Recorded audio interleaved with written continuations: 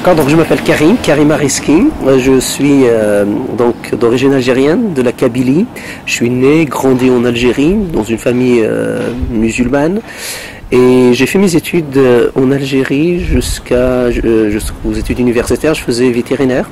Je suis venu à Maison-Alfort pour continuer mon cycle vétérinaire. Et après, j'ai croisé des amis, suite à une réflexion, etc. Et du coup, j'ai fait d'autres études. J'ai fait de la théologie. J'ai fait la théologie chrétienne. J'ai soutenu un mémoire de master de recherche à la faculté de Vaux-sur-Seine, de théologie de Vaux-sur-Seine. Et ensuite, j'ai fait aussi des études en islamologie à l'EPHE, l'école pratique des hautes études à la Sorbonne. Et donc, je prépare une thèse à la Sorbonne. Et là, par contre, c'est en lien entre l'islamologie et la christologie, le christianisme. Donc, précisément entre l'imamologie chiite et la christologie chrétienne. Actuellement, je suis en plein travaux, sachant que les 10 dernières années, je les ai passées dans un ministère pastoral. Donc, j'étais pasteur dans une église à Paris, dans le 18e arrondissement, l'église du Tabernacle, où j'exerçais un ministère pastoral. Là, j'ai arrêté. Depuis le 31 août, depuis le 1er septembre, je me consacre pleinement aussi bien à la recherche et aussi à l'enseignement. J'enseigne à la Haute École de Théologie en Suisse à temps partiel et j'enseigne aussi bien à la faculté de Vaux-sur-Seine dans quelques écoles, facultés ici en France à temps partiel et en gardant l'autre temps pour la recherche. Oui, comme on dit habituellement, pourquoi ce changement de religion? En fait, je pense que la question se pose d'une manière plus subjective qu'objective. En tout cas, dans un premier temps. Personnellement, je ne me suis pas posé la question est-ce qu'il y a un plus ou un moins ici ou là, mais c'est juste dans mon cheminement qu'il se trouve qu'un jour, quelqu'un m'a donné... J'ai regardé d'abord le film de Jésus en Kabyle. C'était au début des années 90. Et en cette période-là, il n'y avait pas beaucoup de films en Kabyle. À vrai dire, je les regardais non pas parce qu'ils traitaient de l'évangile, de la vie de Jésus, mais je les regardais parce que c'était en Kabyle, dans ma langue maternelle. Et en le regardant, jusqu'à la fin du film, j'étais frappé. En tout cas, j'ai constaté à mon regard de l'époque une contradiction. Une contradiction entre ce qu'il dit être et sa fin sur la croix. Je me dis, s'il est ce qu'il dit être, c'est-à-dire le Fils de Dieu, pourquoi finirait-il sur une croix, cloué sur une croix? Et ça m'a frappé cette contradiction. Bon, voilà. J'ai regardé ce film pour la première fois, et puis à la fin j'ai rembobiné le film. À l'époque, c'était des cassettes vidéo, donc j'ai rembobiné le film jusqu'au bout, et puis je les remets à nouveau, et je sors toujours avec cette soi-disant contradiction. En tout cas, pour moi, à l'époque, c'était une contradiction. Et suite à cela, j'étais boire un café, puis je demandais à un jeune de village, je découvre par la suite qu'il est l'un des rares chrétiens de toute la région, mais je commence à lui parler de cette histoire qui m'intriguait quand même sur le fond. Et à la fin de la discussion, il m'a remis un livre qui parlait un peu plus de Jésus. Et je découvre par la suite que c'était le Nouveau Testament. Et j'ai commencé à le lire et j'étais frappé, vraiment frappé par le discours de Jésus, par l'Évangile. Comment Dieu se révèle dans l'Évangile. Ça tranche d'une manière fondamentale à tout ce que j'ai appris auparavant dans ma tradition musulmane et j'ai pratiqué aussi l'islam. Donc ça n'avait absolument rien à voir, c'est deux logiques complètement différentes.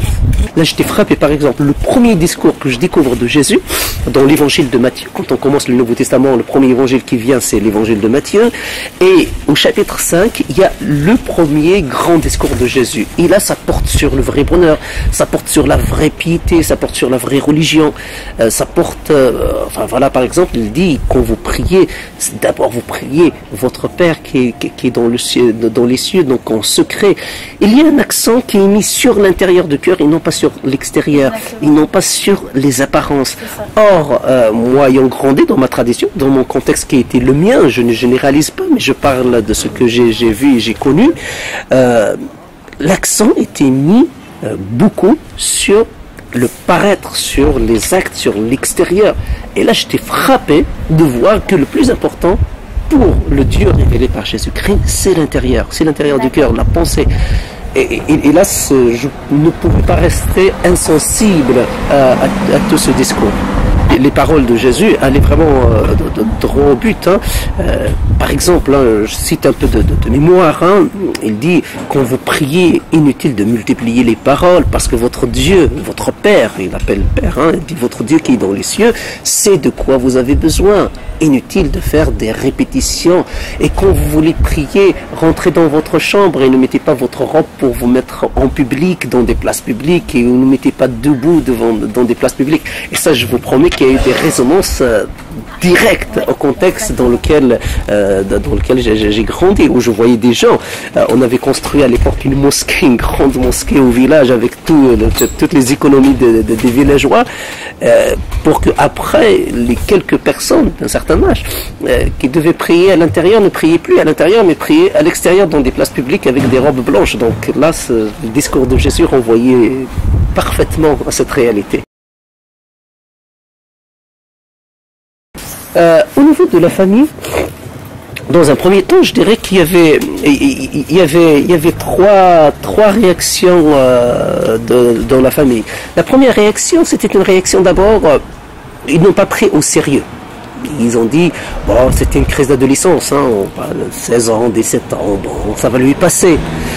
Mais au moment où ils ont compris que c'était peut-être quelque chose de beaucoup plus sérieux qu'une simple crise d'adolescence, là, il y avait un peu quand même d'hostilité, pas de rejet, mais un peu d'hostilité, mais c'était plus par rapport au regard de la famille élargie et non pas par rapport à ma propre famille. Qu'en dira-t-on ? Bon, j'ai dû partir un peu de la famille pour un petit temps, mais au final, nous avons retrouvé de très très bonnes relations avec ma famille, mes parents, mes frères, ma sœur, et puis aussi, y compris la famille élargie, qui ont très très bien compris ma démarche, et j'ai pris le temps de leur expliquer aussi que c'était pas un rejet de ma culture. Je reste berbère, kabyle, et je suis vraiment très modestement, je le dis, hein, pas avec une forme de militantisme ou quoi que ce soit, très fier d'être ce que je suis, kabyle, et aussi d'être chrétien. Et le fait d'être chrétien, d'accepter Jésus, ne m'a absolument pas du tout poussé à renoncer ou à rejeter ma tradition. Au contraire, parce que je découvre par la suite dans l'histoire, cette histoire qu'on m'a pas enseignée, hélas, à l'école en Algérie, mais que je découvre par la suite qu'il se trouve qu'un certain Tertullien de Carthage était berbère, chrétien. Tertullien qui nous a laissé l'une des phrases les plus connues au monde aujourd'hui, même si beaucoup l'ignorent, le sang des martyrs, le sang des martyrs et la semence de l'évangile, ou encore Saint-Augustin, le grand Saint-Augustin. Voilà, donc tout cela m'a conduit à dire que être chrétien berbère, enfin être chrétien au contraire m'a permis de retrouver peut-être mes racines premières.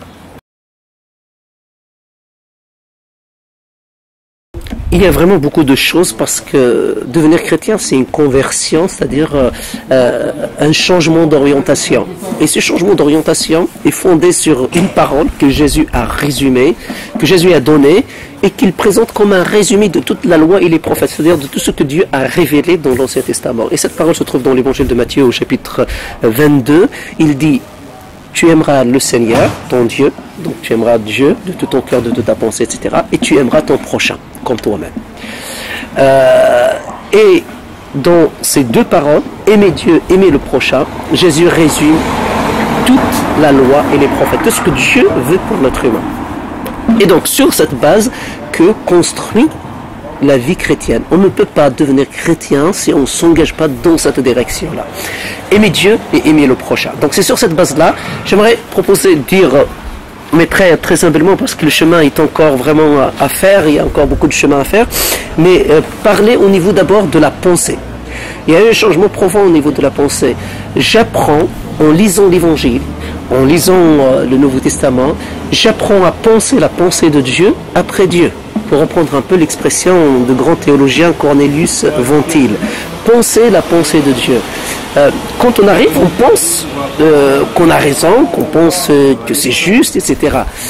Or, dans l'Évangile, je découvre, Jésus nous invite avec beaucoup de tendresse à avoir un peu d'humilité, à dire, je laisse ma pensée se former, se construire en la confrontant à la pensée de Dieu, c'est-à-dire en la comparant à la pensée de Dieu. Et donc j'ai fait le choix de recevoir favorablement, autant que je peux, la pensée de Dieu telle que Jésus l'exprime dans l'Évangile. Donc c'est une transformation d'abord d'intelligence pour décerner ce qui est bon, agréable et parfait pour Dieu et pour l'homme qui est en face de moi. Donc ça c'est au niveau de la pensée. Après au niveau des paroles, j'apprends dans l'Évangile aussi que il nous faut apprendre à maîtriser notre langue, parce que la langue est un petit instrument, un petit organe dans un corps beaucoup plus important, mais qui peut détruire le corps comme peut construire le corps. Et d'ailleurs, la langue est comparée dans l'Évangile, entre autres, dans l'épître de Jacques, à un feu, un petit feu, qui peut embraser toute une forêt. Et donc j'apprends aussi au niveau de la parole à vivre ce changement, à avoir une parole fondée, construite sur aimer Dieu et aimer le prochain. Et enfin, dans les actes, parce que Jésus nous dit aussi, même l'un de ses disciples, Jean, nous dit, n'aimons pas simplement en parole, mais aussi en acte. Donc, essayez d'avoir une certaine harmonie entre les actes et les paroles et la pensée. Et donc ça, c'est des efforts de tous les jours et de me poser assez régulièrement que possible, aussi régulièrement que possible, de me dire est-ce que mon acte est utile, est bon et fait du bien. Vrai, pardon, et fait du bien, et bon. Donc, de dire en quoi cet acte peut être utile, est-ce qu'il est conforme ou pas. J'essaie d'éviter au maximum des actes qui ne s'inscrivent pas dans la vérité, donc qui puissent influencés par le mensonge, ou qui ne sont pas bons, c'est-à-dire qui ne sont pas utiles et qui ne font pas du bien, aussi bien à Dieu qu'à mon prochain. Je crois très modestement pouvoir dire que, en effet, aujourd'hui peut-être je me donnerai plus de peine à comprendre quelqu'un, même s'il s'exprime mal, même s'il s'exprime avec violence, etc., de comprendre le fond de ce qui le motive, que peut-être avant d'être chrétien. Avant d'être chrétien, je l'aurais peut-être renvoyé se balader au premier dérapage. Je pense que je peux pouvoir dire tout à fait, plus ouvert. Tout à fait, le pardon, oui, tout à fait. Et ça, étant conscient du pardon que Dieu m'a accordé en Jésus-Christ, je suis prêt à pardonner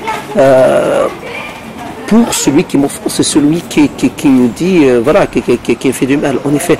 Donc, la question, oui, de pardon, la patience, la persévérance, peut-être ne pas caser des gens, ne pas mettre les gens dans des cases trop facilement, ne pas caricaturer, ne pas juger, etc., sur les apparences, et ainsi de suite.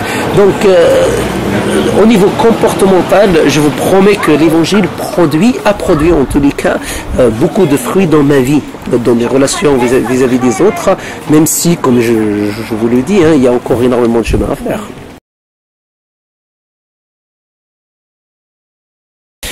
À vrai dire, ce choix, c'était dans un premier temps, c'était plus, c'est à cause des circonstances. Je ne sais pas comment dire. Quand je suis devenu chrétien, j'ai eu le premier évangile. Il se trouve que ce jeune lui-même est protestant, donc il n'est pas dans une église catholique. Donc on lisait l'évangile, on ne savait pas du tout. Moi, je ne savais pas du tout la différence entre protestant et catholique. Et je découvre ça plus tard. Mais lorsque j'ai découvert en effet la diversité de l'histoire chrétienne, de l'église chrétienne, il y a les catholiques, les orthodoxes, les protestants, là j'avoue être content aussi d'avoir été protestant et de rester protestant, et précisément protestant évangélique, pour plusieurs raisons. Dans l'histoire de la chrétienté, de l'église, l'église catholique a rajouté beaucoup de dogmes que j'estime ne sont pas fondés sur les Écritures, qui sont fondés sur la tradition, mais pas sur les Écritures, c'est-à-dire pas sur l'Évangile que Jésus a laissé, sur le Nouveau Testament. Et notamment, il y a plusieurs sujets, mais je ne vais pas revenir sur des sujets plus techniques. Les gens peuvent consulter des ouvrages spécialisés à cet égard, mais surtout par rapport à la médiation de l'Église. L'Église comme médiatrice entre Dieu et les hommes. Or, l'Évangile dit que le seul médiateur entre Dieu et les hommes, c'est Jésus-Christ. Donc, on vient d'abord à Jésus, on devient chrétien, et après on rejoint l'Église. Or, dans la conception catholique, on vient d'abord à l'Église, puis pour rejoindre Jésus. Donc, il y a ce rôle un peu de médiatrice qui me gêne profondément, que je ne trouve pas dans l'Évangile, et qui m'a, peut-être c'est un rôle aussi qui m'a gêné un peu dans la tradition, lorsque j'étais musulman, dans la tradition musulmane aussi, le fait qu'il y a une institution qui joue ce rôle de médiateur entre Dieu et l'être humain ne me convenait pas forcément. C'est Dieu est pour tous, pourquoi ne pas avoir accès à ce Dieu par tous? Donc voilà, ça c'est l'un des points. Après, le rôle aussi de Marie, par exemple, qui a acquis un certain statut, que je considère n'est pas forcément justifié du point de vue de l'Évangile. Après, pourquoi je suis protestant et évangélique? Protestant, c'est au 1517, c'est au XVIe siècle, où donc il y a la réforme protestante, Luther après Calvin. D'ailleurs, Calvin se base beaucoup sur les écrits de Saint-Augustin, un autre nord-africain. Donc, et lors de cette réforme, qu'est-ce qu'ils ont dit? On remet la parole, la sola scriptura, donc c'est seule la parole, seule l'écriture. Et après, parmi les protestants, il y avait d'autres courants qui sont venus, notamment au 19e siècle, des courants libéraux. Ce qui était un petit peu, qui disent, bon, dans le Nouveau Testament, il y a la parole de Dieu, mais tout le Nouveau Testament n'est pas la parole de Dieu, donc c'est à l'homme de choisir. Et là, par contre, j'ai choisi, personnellement, de rester évangélique, dans le sens où on prend toute la parole de Dieu, ou on ne la prend pas. On peut pas, c'est pas un supermarché, on se sert des choses qui nous conviennent, et on rejette celles qui ne nous conviennent pas. Je parlais tout à l'heure de la transformation de la pensée, ce n'est pas à moi d'imposer à Dieu ce qu'il doit penser, mais si je veux accepter ce Dieu révélé en Jésus-Christ, je dois le laisser aussi me dire quelle est la pensée juste, quelle est la pensée vraie, etc. Et donc j'ai choisi de prendre cette forme-là, d'épouser ces convictions-là, et c'est la raison pour laquelle je suis protestant évangélique et j'ai exercé un ministère pastoral dans une église protestante évangélique. Oui. À vrai dire, sur la famille, comme je vous disais au début, donc c'était plus de la réticence dans un premier temps. Mais ça, j'ai découvert une parole de Jésus, il dit « Nul n'est prophète dans sa patrie ». Donc lui-même a été rejeté par ses frères et tout dans un premier temps, hein, bien sûr. Mais après, au niveau familial, je pense que quand je parle avec ma famille, mes frères, ma soeur, mes parents, je suis très très bien écouté. J'ai l'impression en tous les cas d'être très bien écouté, voire même bien compris, y compris lorsque je parle des choses qui peuvent leur paraître un petit peu difficiles, en tout cas pas naturellement acceptables. Maintenant, l'influence sur des amis. Je me rappelle au début de ma conversion, j'avais trois amis. Il y avait trois réactions. Un qui s'est converti, qui est devenu chrétien, et nous avons cheminé ensemble, et aujourd'hui il est pasteur, en France même, il est venu en France et il est pasteur. Un deuxième qui, lui, au contraire, il m'a dit, écoute, il était à l'époque malheureusement lancé un peu dans la drogue, dans des choses qui n'étaient pas très, très bonnes. Il a pris toute sa distance sur la réflexion, sur les questions de Dieu et tout. Et puis il y avait un troisième qui est devenu athée. On réfléchissait déjà à l'époque, on lisait Nietzsche, etc., mais qui est devenu encore plus athée. Donc je pense en rejet aussi un petit peu par rapport à mes positions. Voilà donc les trois réactions. Après, depuis, je pense, oui, j'ai dans l'échange, j'espère, en tous les cas, des influences bonnes. J'espère que les mauvaises, non, mais j'espère que j'ai eu ici ou là quelques influences utiles, mais aussi bien sûr des amis que sur mon entourage. Après, j'enseigne aussi, donc c'est clair que par l'enseignement, on apporte une certaine influence.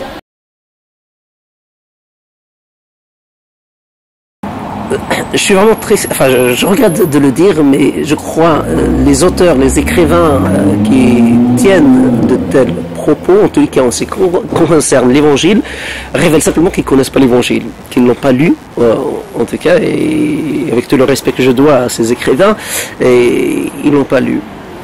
Moi, dans l'évangile, c'est autre chose que je vois. Autre chose que je vois, et là je vais prendre le temps d'expliquer, parce que c'est pas connu, hélas, du grand public. D'abord, l'attitude de Jésus, très rapidement dans son ministère. Il a commencé son ministère à l'âge de 30 ans. Il a inclus des femmes dans son ministère, dans son groupe, des gens qui l'accompagnaient. Il a associé des femmes à son travail. L'évangile mentionnait, même si discrètement, il mentionnait régulièrement la présence des femmes, et j'invite simplement ceux qui nous écoutent à lire l'évangile pour le découvrir. Et pourtant, à l'époque, les rabbis, on est en Palestine, territoire à l'époque en Galilée, en Judée, etc. À l'époque, les rabbis juifs, dans le contexte juif, n'avaient jamais de femmes dans leur entourage, que des hommes, exclusivement. Jésus avait des femmes dans son cercle. Première chose. Deuxième chose, Jésus n'a pas hésité à parler avec des femmes et à nous laisser des textes dans l'évangile très émouvants, des discussions qu'il a eues avec des femmes. Et pourtant, à l'époque, un rabbin, enfin l'enseignant, les rabbis de l'époque, les enseignants de l'époque gardaient leur distance des femmes, comme si avec une femme ils peuvent se rendre impurs. Pour des questions aussi rituelles, à vrai dire. Hein. Vous savez, dans l'Ancien Testament, une femme qui est dans son cycle menstruel, le prêtre ne doit pas s'approcher parce qu'il risque de devenir impur, etc. Mais pour des raisons de l'Ancien Testament, voilà, que Jésus a aboli justement. Jésus n'a pas eu du tout à gommer cette distance avec la femme. Et il dit... il y a par exemple dans l'évangile de Jean, chapitre 4, Jésus, la discussion avec une femme samaritaine. C'est-à-dire, les Samaritains, vous savez, c'est un peuple mi-juif et mi-païen. Donc, ils sont déjà méprisés par les Juifs. Or, parler avec une femme samaritaine, c'était vraiment le comble. Or, Jésus a eu toute une très très bonne discussion avec cette femme samaritaine. Il se trouve que cette femme samaritaine aussi était un peu de mauvaise vie, ce qui était encore plus rejeté, et Jésus a eu la discussion avec elle autour d'un puits, et même ses disciples, ceux qui l'ont suivi, n'avaient pas compris son attitude. Ils disent, mais Jésus, qu'est-ce qui vous arrive en gros? Et Jésus leur a expliqué certaines choses qu'ils n'avaient pas encore comprises jusqu'alors. Et donc, Jésus, dans l'évangile, on voit Jésus, il n'a jamais marqué de distance avec les femmes. Au contraire, il les traitait avec un respect extraordinaire. Extraordinaire. Pour son époque, et d'ailleurs même pour notre époque aujourd'hui, il y a très peu de personnes qui peuvent donner une leçon sur ce point à Jésus. Très franchement, y compris tous les féministes, militants, etc. Ils ont peu de leçons. Ils n'ont qu'à lire l'évangile pour découvrir qu'ils n'ont peu de leçons. Ils n'ont peu de leçons à donner à Jésus, d'autant plus que pour Jésus, lors de la résurrection, vous savez, la résurrection, c'est au cœur de l'évangile. Jésus est mort, ressuscité le 3e jour. Vous savez, les premières personnes auxquelles il s'est révélé, c'était des femmes. C'était des femmes, sachant que les femmes à l'époque, leur témoignage n'était pas recevable au tribunal.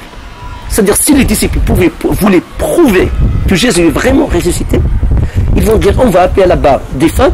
Ils vont dire, mais non, les femmes ne sont pas, leur témoignage n'est pas recevable devant un tribunal. Il faut des hommes, un témoignage des hommes. Et Jésus s'est révélé d'abord aux femmes. Donc, vous savez, sur une question, c'est crucial, Jésus a choisi d'abord les femmes avant de se montrer aux disciples. Il y a très peu de féministes qui peuvent faire des choix aussi conséquents lorsque ça les concerne, concerne leur propre vie, leur propre personne. C'est que des hommes, vous avez tout à fait raison, les 12 apôtres sont des hommes. Parce qu'ils remplacent les 12 patriarches, parce que le peuple d'Israël est formé dans l'Ancien Testament des 12 patriarches, les 12 hommes, les 12 enfants de Jacob. Jacob dont le nom est transformé en Israël. Les 12 hommes, les 12 enfants qui ont donné les 12 tribus d'Israël.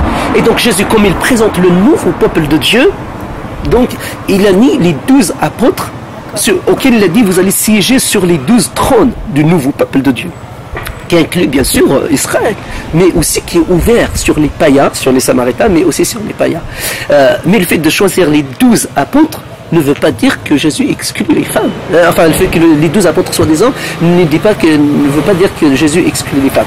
Et voilà, je vous ai dit sur une question si capitale, Jésus s'est révélé d'abord aux femmes et après bien sûr à ses disciples par la suite. Et on voit que des femmes, très rapidement dans le Nouveau Testament, l'Église ont pris des responsabilités importantes, comme par exemple le couple Aquilas et j'ai oublié le nom dans le Nouveau Testament. Aquilas, j'ai oublié c'est le nom de la femme. Bon, et souvent le Nouveau Testament parle de la femme et de l'homme. Et cette femme a enseigné un des grands docteurs, celui qui est devenu Apollos, un des grands docteurs de l'Église du 1er siècle, dont on trouve les traces dans le Nouveau Testament. Donc, personnellement, je pense que... Et vous savez, la misogynie, justement, c'est avoir un regard un peu, d'après les dictionnaires, avoir un regard hostile vis-à-vis des femmes, voire même certains dictionnaires disent la haine des femmes. Mais et là, vous savez, pour Jésus, je vous ai donné le résumé de Jésus, de la loi, de toute la pensée de Dieu, de tout ce que Dieu fait. Aimer le prochain, aimer Dieu, aimer le prochain. Et dans le prochain, Jésus parle. La femme fait partie du prochain. Donc, il me semble que l'évangile, malheureusement dans l'histoire de l'Église, malheureusement l'Église parfois n'a pas été fidèle à cet enseignement de l'évangile. Mais il me semble, c'est pour ça que je vous dis, je suis protestant, je reviens aux Écritures et évangélique, à la fidélité aux Écritures, et il me semble que si on prend compte tout ce que Jésus enseigne, y compris sur ce sujet des femmes, il me semble que on peut affirmer très clairement que la femme, sur la base de l'évangile, est égale de l'homme en dignité. Après, c'est des fonctions différentes, complémentaires, mais ce n'est jamais en termes de supériorité ou d'infériorité. Il y a un très bon commentaire de Saint Augustin qui dit vraiment, qui exprime parfaitement le regard de l'évangile vis-à-vis de la femme. Donc le commentaire de Saint Augustin qu'il fait de Genèse 1, lors de la création, le fait que la femme soit créée de la côte de l'homme, il dit Dieu n'a pas créé la femme, n'a pas fait la femme de la tête de l'homme pour qu'elle ne domine pas sur l'homme, mais il n'a pas fait non plus de ses pieds pour qu'il l'écrase, mais de sa côte pour qu'il la chérisse sous son bras, pour qu'elle soit son égale, qu'il la protège, et près de son cœur pour qu'il la chérisse. Donc il y a là un témoignage, vraiment un commentaire et témoignage très vibrant auquel Saint Augustin est parvenu, non pas de son expérience personnelle, parce qu'on sait qu'il est resté sans femme par la suite, après sa conversion, mais suite à sa méditation de l'écriture de l'évangile, de l'Ancien et Nouveau Testament, à la lumière justement de l'enseignement de Jésus.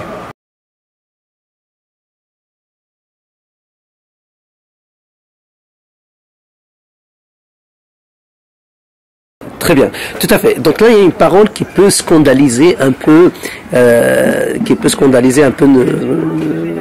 nous modernes, postmodernes. Mais je pense qu'il faut savoir que ce texte est écrit au 1er siècle, sous la plume de l'apôtre Paul, et il s'adresse à l'Église. Et l'apôtre Paul, dans ce passage précis, il fait le parallèle entre Christ et l'Église, le mari et la femme. Dans ce passage que j'ai vraiment étudié, on peut trouver aussi des références, c'est dans Éphésiens chapitre 5, à partir du verset 22 jusqu'à la fin de ce chapitre.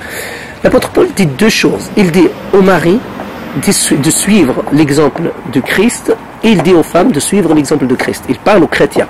Il dit, comme vous êtes chrétiens, et c'est vrai, en tant que chrétien, Christ nous a laissé un exemple à suivre. C'est un exemple normatif.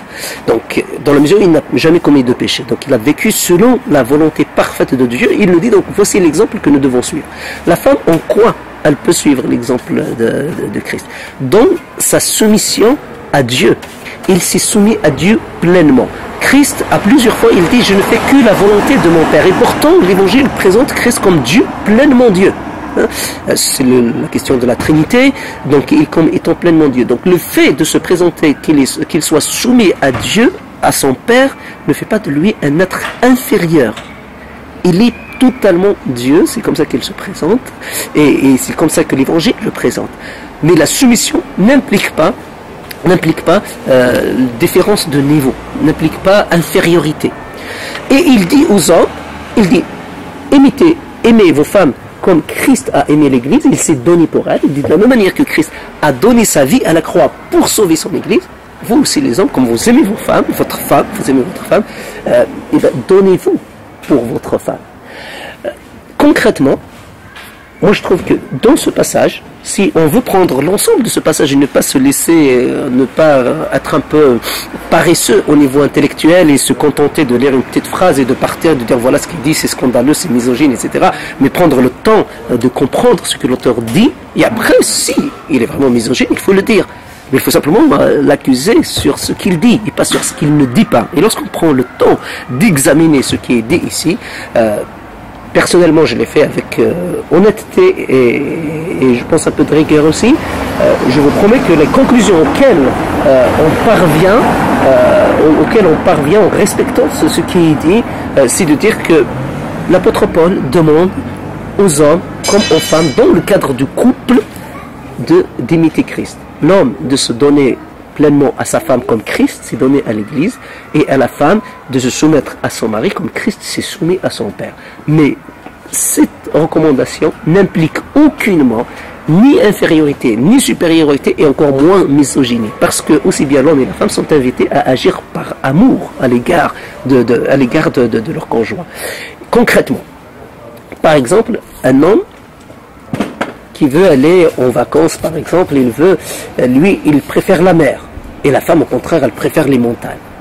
Dans ce cas-là, comment mettre cet exemple de dire l'homme est responsable ou chef, la tête, à vrai dire, on peut traduire le terme, c'est képhali en grec, qu'on peut traduire par chef ou par la tête. Hein. Donc, comment ça se traduit concrètement? Ça se traduit concrètement, si la femme veut aller à la montagne, l'homme doit se sacrifier, se donner pour sa femme, comme Christ s'est donné pour son Église. Donc au lieu d'aller à la plage qu'il préfère, lui, de dire, eh ben, je vais faire plaisir à ma femme, on va y aller, je vais me donner pour ma femme, donc on va y aller à la montagne. Et donc ce n'est pas pour écraser la femme, mais au contraire, ça le responsabilise davantage.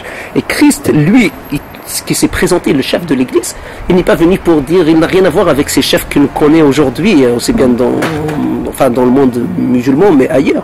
Et il n'a rien à voir avec des dictateurs.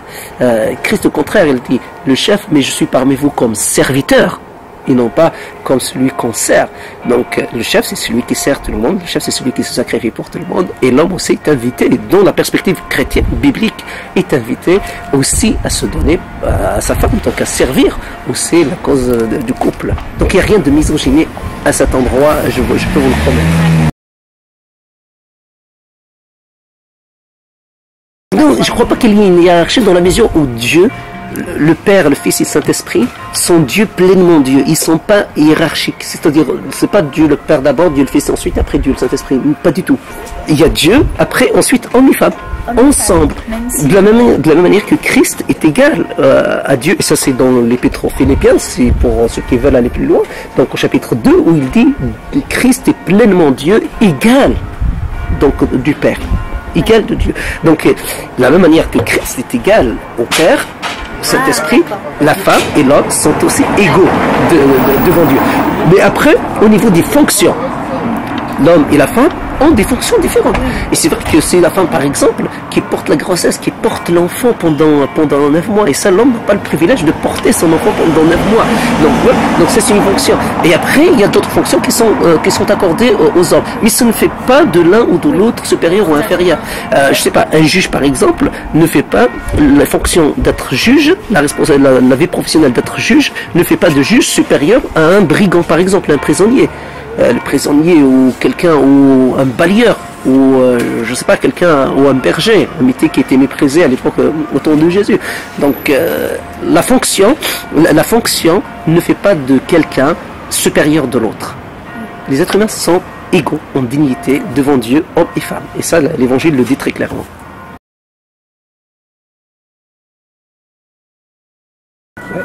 Je pense que c'est une question qui se pose, en tout cas pour les musulmans vivant dans des pays occidentaux, dans des sociétés occidentales. Donc je pense que la question se pose, et même je dirais s'impose. S'impose, mais c'est une question à laquelle il faut d'abord que ce soit les musulmans qui réfléchissent à cette question. Ce n'est pas aux autres de réfléchir à cette question. Donc c'est aux musulmans de réfléchir à cette question, aux fidèles, aux religieux, aux intellectuels musulmans, de réfléchir à cette question. Maintenant, est-ce que cela est possible? Est-ce que cela est possible? Il me semble que, comme toutes les réformes, ça demande du courage, de la force. Il faut accepter de payer le prix. J'ai parlé de la réforme protestante préalablement au XVIe siècle, et cette année, c'était en 1517, cette année 2017, on fête le 500e anniversaire de la réforme. Mais il y avait un prix qui a été payé. Luther, Calvin et bien d'autres, il y a eu un prix qui a été payé. C'est les chrétiens qui ont dit il faut qu'on réforme de l'intérieur. La réforme peut venir que de l'intérieur. Il me semble que maintenant cette question revient aux fidèles musulmans, aux intellectuels, aux religieux, de réfléchir à l'islam. Quel islam veulent-ils? Dans quelle société? D'ailleurs, je souligne qu'à l'intérieur de l'islam, à côté, il y a des islams. Il y a plusieurs tendances. D'abord, les grands courants, comme le chiisme et le sunnisme. Et à l'intérieur même du sunnisme, il y a 4 écoles très différentes, canoniques, reconnues, mais qui sont complètement différentes. Et c'est des écoles dont l'enseignement peut parfois conduire à des conclusions complètement contradictoires. Donc, bon, voilà, maintenant, après, c'est dans chaque pays, dans chaque région, on sait que le wahhabisme est très dominant en Arabie Saoudite, mais ça n'a pas été le cas, par exemple, dans d'autres pays. Aujourd'hui, il se trouve que cette tendance qui conduit aussi au salafisme, etc., devient très dominante, y compris en Afrique du Nord, ce qui n'a pas été le cas. Avant, c'était l'école malikite qui tenait compte des traditions locales, et c'est la raison pour laquelle, par exemple, en Kabylie, parmi les peuples berbères, jusqu'à maintenant, lorsque, par exemple, un bébé, les femmes, lorsqu'elles mettent le bébé, lorsqu'elles emmaillotent le bébé pour le coucher, ils lui mettent toujours une croix. Moi, je me rappelle quand j'étais petit, j'avais dit à ma mère, mais elle faisait ça pour mon neveu. Je lui dis, mais pourquoi? Elle me dit, c'est pour que les démons ne viennent pas l'embêter. La croix, donc, solution face au mal. Et encore jusqu'à nos jours, le 3e jour après le décès de quelqu'un, au 3e jour, on va à la tombe, et puis le 40e jour, on nettoie la tombe et on construit la tombe. Un jour, j'avais demandé à mes parents, ils m'ont dit, mais le 3e jour, on considère que le mort est ressuscité, et le 40e jour, on considère qu'il est monté au ciel, et donc on construit la tombe. Et cela vient de la tradition chrétienne qui était la nôtre pendant tous les premiers siècles, en se basant sur Christ qui est ressuscité le 3e jour, et le 40e jour, il est monté au ciel. Donc, vous voyez, l'école malikite a respecté les traditions locales et il n'y a aucun problème, etc. Mais bon, mais après l'école wahhabite, qui initialement était presque à 2% de la communauté musulmane, maintenant elle a gagné l'Afrique du Nord, elle gagne même l'Occident, y compris la France, etc. Et c'est ça qui donne le mouvement du salafisme. Et bon, voilà, c'est maintenant aux musulmans de dire qu'est-ce qu'ils veulent, quel islam ils veulent. Est-ce que c'est compatible avec, dans le respect, est-ce que ça respecte les autres populations, les autres tendances, est-ce que c'est ouvert aux autres religieux, y compris monothéistes, mais d'ailleurs même pour les non-scripturaires, pour les non-religieux. Donc après, c'est à eux de voir c'est à eux de voir un peu jusqu'à où ils peuvent y aller. Mais je suis persuadé en tous les cas que la réforme ne peut venir que de l'intérieur. L'extérieur, je pense, il ne faut pas trop s'y attendre. L'extérieur peut aider des intellectuels, qu'ils soient d'ailleurs chrétiens, juifs ou autres, athées, gnostiques,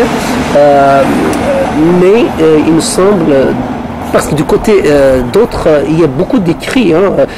Je peux renvoyer à Jean de Prémar, les écrits de Prémar, un grand spécialiste des débuts du Coran, qui a écrit beaucoup de choses. Mais c'est pas de lui que ça peut venir, ou bien encore un certain Amir Moazi, qui est un grand spécialiste aussi de chiisme. Il a écrit sur le Coran du début. Il a écrit le Coran parlant, le Coran muet, qu'on peut trouver aussi, qu'on peut acheter. Bon, voilà, il y a beaucoup de choses. Mais il me semble que la réforme doit venir de l'intérieur de la communauté musulmane. Et c'est aux musulmans, aux fidèles d'abord, et puis aux intellectuels musulmans et aux religieux, de réfléchir un petit peu vers quel islam veulent-ils aller. Il y a des tendances réformistes à l'intérieur de la communauté musulmane. Il y a des intellectuels qui commencent à réfléchir, etc. Mais je pense qu'ils auront à gagner, à avoir le soutien aussi de la base et même des institutions. Moi, je pense là, il faut se rendre un petit peu à la réalité, regarder un petit peu dans le rétroviseur, et on se rend compte que, vous savez, la découverte, l'arrivée du pétrole en Arabie Saoudite, dans les pays arabes, en Arabie Saoudite en particulier, initialement, cette icône est uniquement en Arabie Saoudite. Par la suite, l'arrivée du pétrole a permis quand même à l'Arabie Saoudite de financer pas mal de jeunes étudiants, doctorants, y compris des jeunes doctorants qui sont partis d'Afrique du Nord pour étudier en Arabie Saoudite, qui sont partis aussi de France, de l'Europe pendant les années 80. Ils ont reçu des bourses pour des thèses et ils ont fait leurs thèses, y compris donc sur le plan théologique. Et ces docteurs maintenant sont revenus dans leur société, enfin en tout cas quelques-uns, et exercent une grande influence parce qu'ils sont beaucoup plus équipés que les imams traditionnels, que les communautés traditionnelles sur le plan théologique. Et c'est eux qui finissent par convaincre la jeunesse qui se tourne vers, en effet, le salafisme, vers cette manière de lire le Coran qui est une manière très très réductrice, et qui malheureusement peut conduire à des actes de terrorisme comme nous avons connu en France, en Europe, mais aussi en Afrique du Nord, en Algérie. Moi je pense que l'argent a beaucoup joué. Et malheureusement c'est l'argent occidental, enfin, c'est le pétrodollar qui a beaucoup financé cela, hélas. Mais je pense que les politiques sont lucides sur cette question-là, et je pense que d'une manière aussi de combattre cela, il faut combattre sur le plan théologique.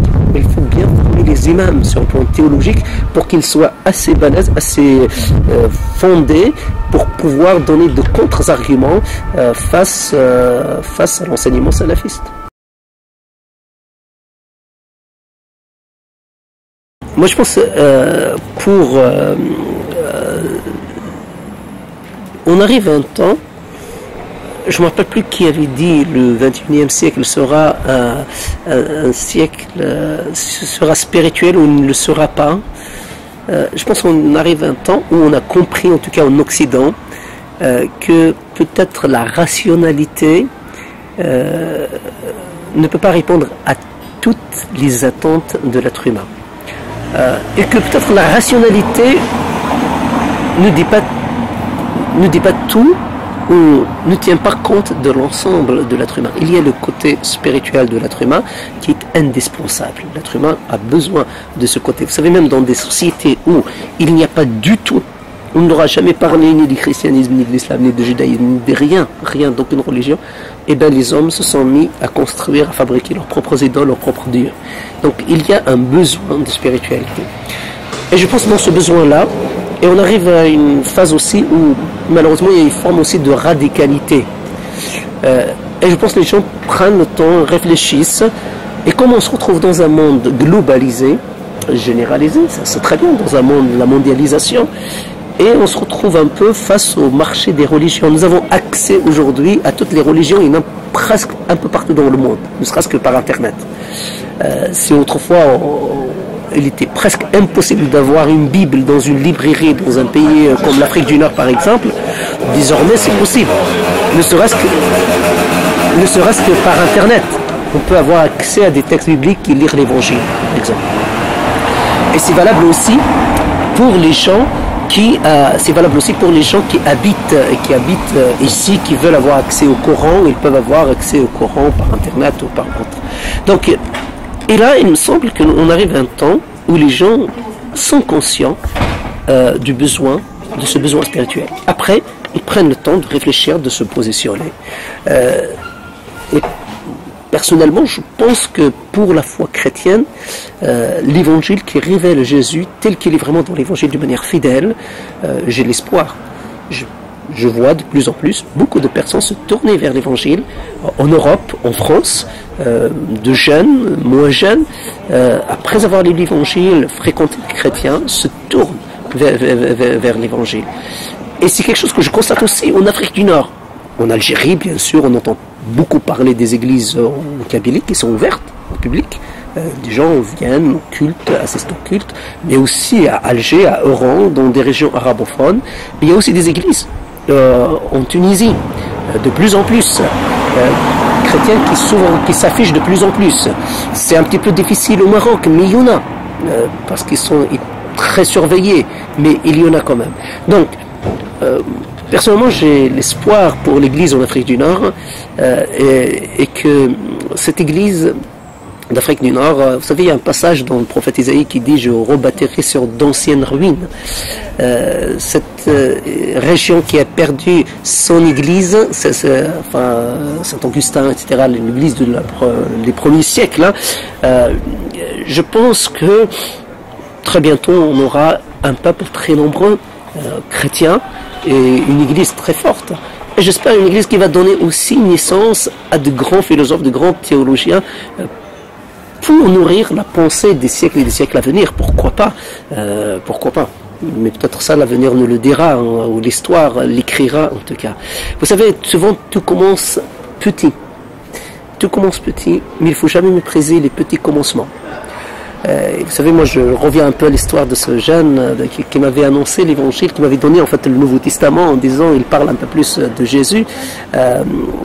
Et ce monsieur maintenant travaille dans les médias et il diffuse justement l'évangile par satellite, et il y a beaucoup d'hommes et de femmes, et en kabyle, en arabe, parfois en berbère, en shlah, en tachawif, etc.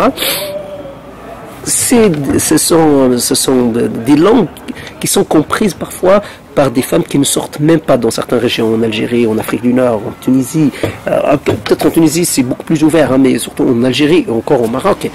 Et là, ces femmes elles arrivent à entendre l'évangile aussi, avoir accès à l'évangile. Après, elles font leur choix, mais elles arrivent à avoir accès à l'évangile via ces chaînes de télévision ou de la radio.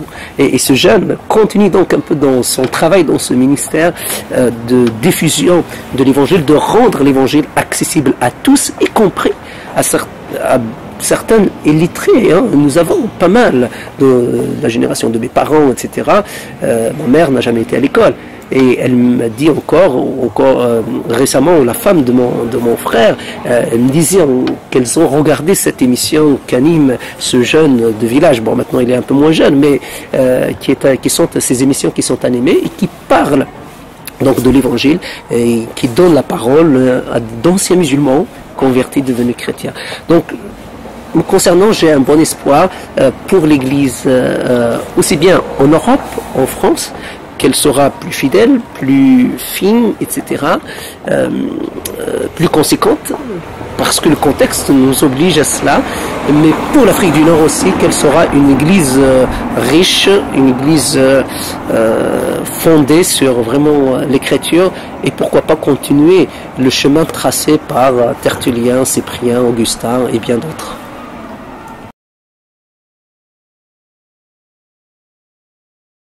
C'est très difficile de donner le chiffre. J'ai vu pas mal de chiffres qui circulent, soit en Tunisie, soit au Maroc ou pour l'Algérie.